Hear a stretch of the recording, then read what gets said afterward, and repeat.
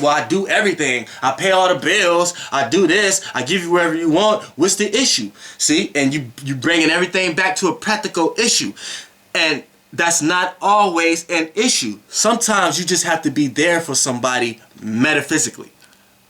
Sometimes a person needs somebody in their life to be like, no, I'm not buying you that today because you don't need it. Because you never know, in that person's head, they might feel like, damn, this is the person for me, because they understand what's bad for me and what's not bad for me, and I can count on this person. And I can count on this person to be there for me when the time is needed. See, you don't be thinking people think like that, but you'll be surprised if you get out of your conservative and reserved ass and start expressing yourself sometimes.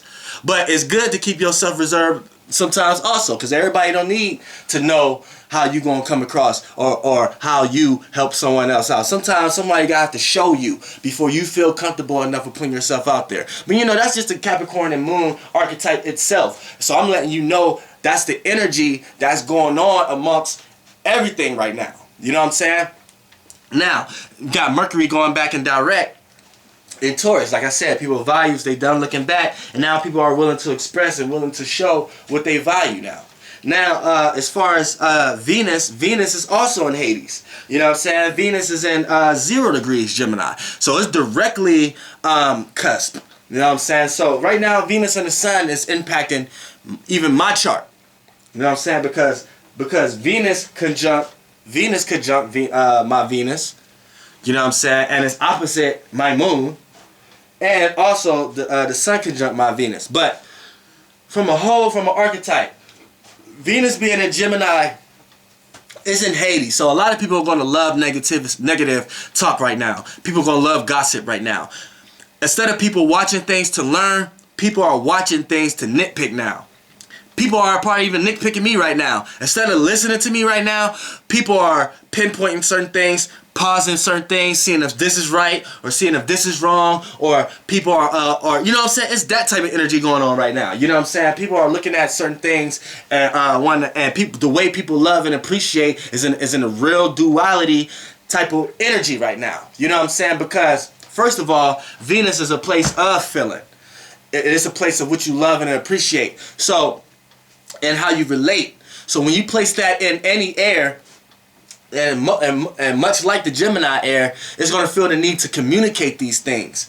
But see, the air that is in, especially the degrees that is in, a lot of things that's going to be communicated is within the Hades realm of reality, or within a practical nature of Earth just sliding off into the air, just like a floating rock. Say a piece.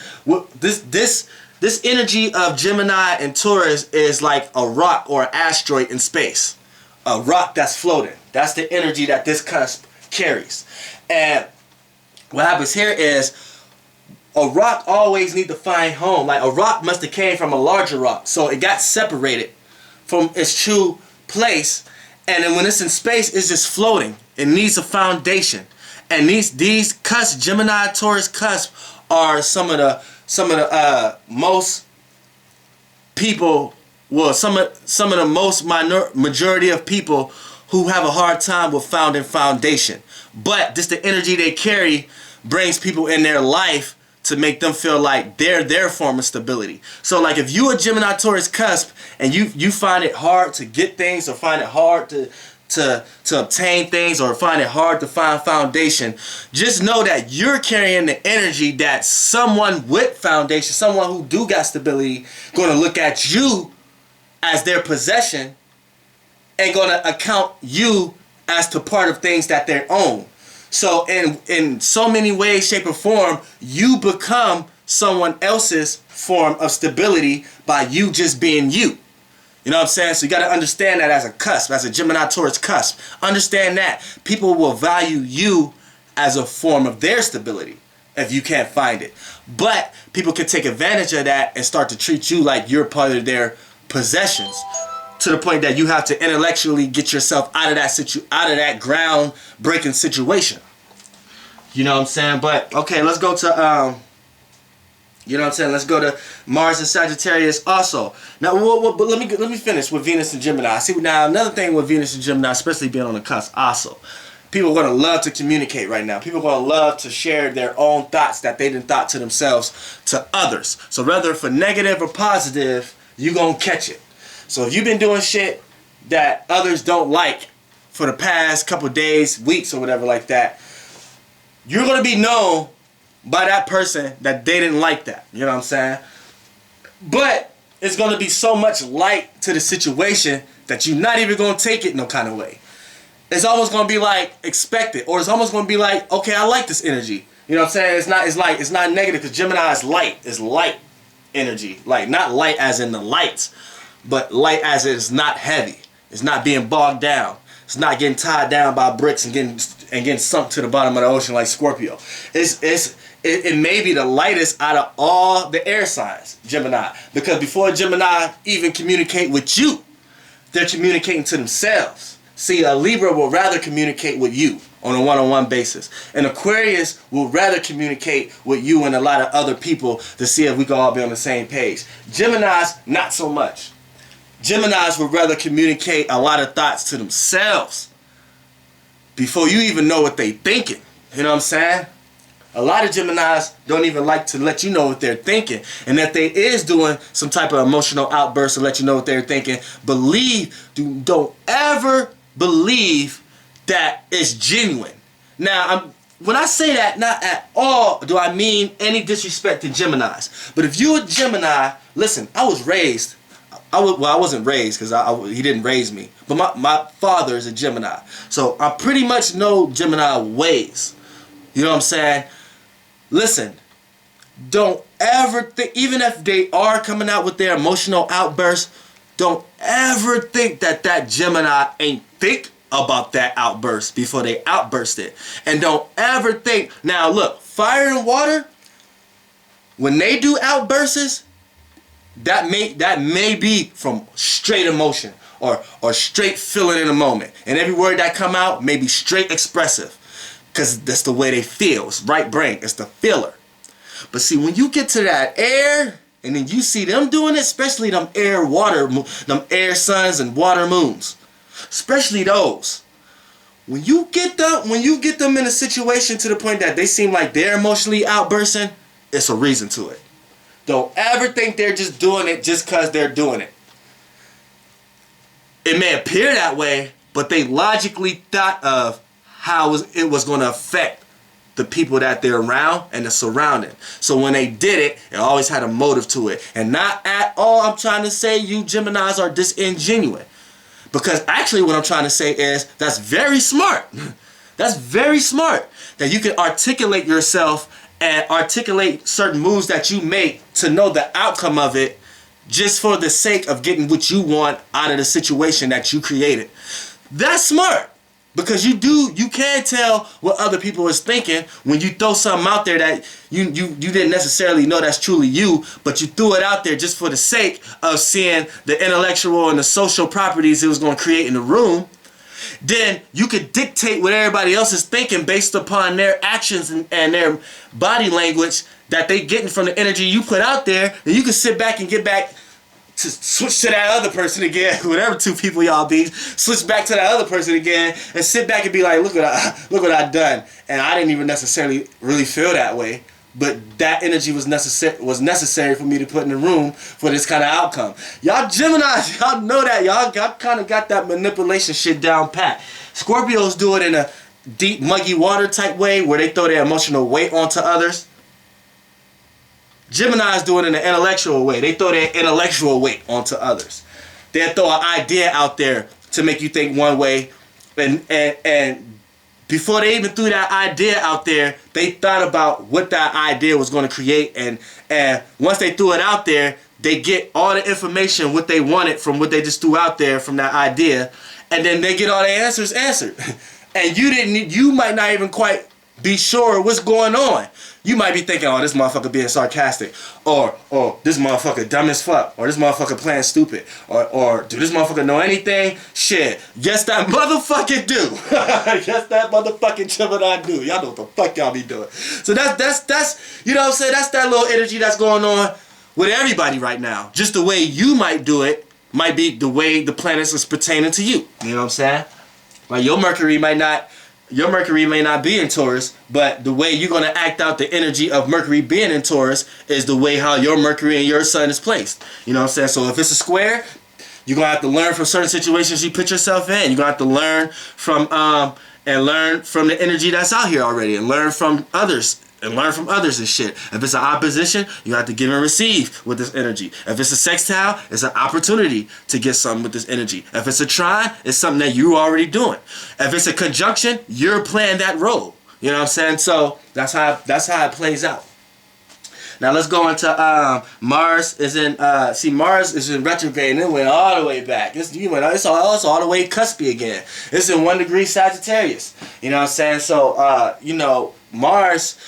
Mars is getting a little bit pushed from Scorpio a little bit, because Mars likes to be here, but then it's in Sagittarius, so it's taking all this Scorpion traits and applying it to a knowledge and wisdom base right now. But it's looking back on deep situations that you had to intend to go through, and had to actually or physically show your willpower within these situations. So whatever harsh situations or whatever deep, for good or bad, extreme high situations or extreme low situations, any situations you had to attend your willpower in, you're going back. Your mind is on that, and you're thinking about that, but you're trying to extract all the wisdom and knowledge out of that, because Mars is still in Sagittarius. So it's like it's turning all that into a broad perspective of the situation at whole. You know what I'm saying? So Mars is still making you intended to do that, and it's intending you to look at a situation as a whole. It just may be hard right now because the situations you're looking at are very muggy situations that you already went through. You know what I'm saying? Now when we got Jupiter is in Virgo. You know what I'm saying? It's direct. And with Jupiter being in Virgo, it's just going to expand people's awareness. It may expand your nervousness. You may be a little bit more nervous than usual, but that nervousness is good energy, because it can go for good or bad. It can close you up, but it can open you all the way up. And it's an initial stream into handling your fears, because the nerve systems is your nerves, but what flows through your nerves is your bloodstream, and your bloodstream carry a lot of information from all your ancestors and all your DNA and all your engineering manufacturers. So anytime you can tap into that, which anytime a transit is going through Virgo, anytime a transit going through your 6th house, anytime it gives you a little easier flow of tapping into those streams. So when you can tap into that flow, that stream, you know what I'm saying, you're able to you can attack, you can use that energy to full force attack your motherfucking nightmares, or attack your fucking fears. Or you can that energy will overconsume you and make you go hide in the cocoon to the point that you're too busy analyzing details to even come out of the little rut that you didn't put yourself into. So it could go two ways. So I'm telling you, pick the energy of letting your nerves run wild and using that upbeat energy to attack fears, and don't start analyzing super details right now, because Jupiter is back direct now. So you know what I'm saying, a lot of wisdom based, and another thing I want to say too, because this just popped out. This energy just popped out to me. Jupiter is in Virgo, but see, Saturn is in Sagittarius, and they both 13 degrees. I'm receiving information right now. Hold on. See, what happens here is, this don't happen often, because if you want to think about it, Saturn moves very slow. You know what I'm saying? Jupiter may move a sign every year. It stays in one sign like a year. Saturn, it makes a whole circle around the zodiac. It may take about 28 years, 27, 28, 29, 30 years to circle the whole zodiac. So when you have a direct influence with planets at that type of height, these type of energies is not normal. Like, you know what I'm saying? If you get what I'm trying to say, it's like when things don't happen often, it's not something to get used to. So it's something to see. Like some new, like you may have went outside and see a new spectrum of light these past couple days because of this energy. You may have like it may be a lot of unlockages in your own mind that you can't wrap your finger around, but you know it's there.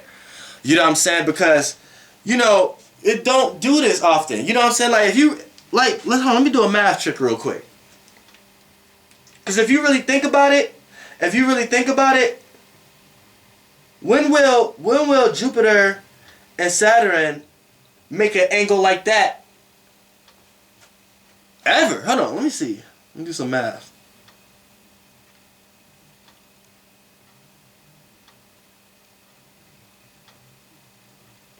Yeah, this influence, I can't really count right now because I'm trying to think.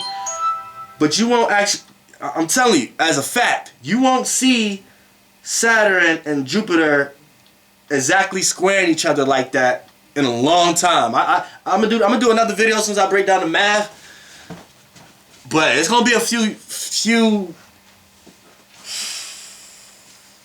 years. I don't even want to say that, but they don't make exact influences like that. This is an exact square.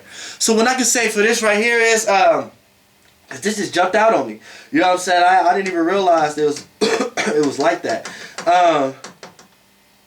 Yeah, anytime there's a square, there's a learning process. But when you got a square with Jupiter and Saturn, you know what I'm saying? That's rare. So what happens here is, you know, as far as the influence amongst the earth, I say, it's not common. So it's like Saturn is the place of boundaries and restrictions. Jupiter is the place of wisdom and knowledge. Now, this is a weird energy because, like I said, anytime there's a square, there's a learning process. But see, we was prone to know for a fact that there's no limits and boundaries on any type of knowledge or wisdom you could gain here. You know what I'm saying? And then on the flip side, you know what I'm saying, your wisdom and knowledge holds no boundaries and restrictions on others unless you're tied into some type of program or theological, you know, philosophy or something like that, to the point that you're a slave to that program. So when you have the energy amongst the earth saying that your wisdom and knowledge has to learn something about boundaries and restrictions and foundations, that's a unique energy right there. You know what I'm saying? So this is telling me that just by the planets itself, this is telling me, like, so right now, are we going too far into the knowledge and the wisdom that we're obtaining? And do we have to retract that a little bit? Or are we not setting boundaries and restrictions on what people should be learning and what people should not be learning? And I think both of these right now is playing a big part of the energy flow right now. Because you're going to get a lot of people learning about shit that they're not ready for, that they shouldn't be learning. Like, if you're not mentally ready, if you naive to this shit, if you a person who watch one of my videos and be like, what the fuck is he talking about? Then you're not ready for this type of science. So I wouldn't encourage no one to try to convince you. I will convince you to continue thinking the way you thinking to the most maximum you can. And at some point of time in your life, you're going to come to a point where you may not agree with everything I agree with, but there's going to be streams of and pieces of the consciousness that you do pick up on. Because you're going to start being on your own path the way you're supposed to be on your own path. Just because a person may be dumber than you, that don't mean you're smarter than them. Because you could be just as dumb as them by trying to oppose your views on them. See, this is the energy that's going on right now. You, as a person, have to let a person have whatever they got. So if a person coming to you and they talking to you, you may be elevated consciously, and you may not have time to hear about what they talking about, and that's all fine. You do yourself justice by cutting that conversation short. But don't add to the conversation by trying to make that person think otherwise than what they already think. Because they're going to develop programs that rebel against you. And that's not the initial cause or the effect that should be taking place. You should let that person maximize how their brain works. And if it don't work, and if they don't get there in this lifetime, they got plenty more lifetimes to come here. But that's not your problem. So don't emotionally drain yourself by applying yourself with their problems and their issues. You know what I'm saying? Because you won't do nothing but create your own problem. You know what I'm saying? So yeah, that's the energy that's actually going on with this Saturn and this Jupiter. You gotta learn from the limits. You gotta learn from the limits and the boundaries and the restrictions that others put on themselves. Because I'm thinking about this shit now. I'm glad I went up. Because I'm thinking about this shit now. I go out every day and see people do shit. Just like, for an example, my mother. She haven't been to church in 10, 15 years. But for some reason, that Christian program is making her feel guilty to the point that she still feels like she have to go give money to the church. She go give money to her colleagues at work so they can take to their church in a bucket. Lord knows what these people are actually doing with the money. But in all hindsight, why I don't like that program, because it's making my mother feel guilty for something she has no purpose of feeling guilty about. What makes you feel so bad about what you're doing to the point you feel like you have to come out of your pocket and give money to a cause that has nothing to do with the way you feel about yourself? That's another video. But you know what I'm saying? Just that alone. Because Jupiter is part of that, part of religion, part of all that. People have to learn the boundaries and restrictions people are placing on themselves. That's the fucking energy that's going on with this Jupiter and Saturn. And you may not even get this energy again after this passage. You may not get that energy again for a few years. I'm going to do the math and make another video. But that Saturn and Jupiter, that don't come across. That's a unique energy that's going on right now. So I encourage even everybody out there right now, learn about because we do it every day. And I do this too. I set mad boundaries and restrictions on myself. I be getting up, like I was just doing like the video on Anubis I did, right? Nigga, we was trespassing all kind of places, right? There's one scene in there where we had to walk on almost the edge of a bridge and get on the ledge because they're building a new statue there for the people who come to that church or whatever that we was at. They're building some type of new statue there, so we had to jump the little rail that if your car go over it, you're going over the bridge. We had to jump over that and kind of carefully walk all the way around so we can catch this little shot. Now, listen. When I'm out here, I don't give a fuck about police. All that shit, this is my fucking land. You feel me? I run this land. All these other fucking programs, I didn't create that shit. So I have no reason of having that shit on my mind. But for some strange reason, that day, it was on my mind. And now I'm starting to see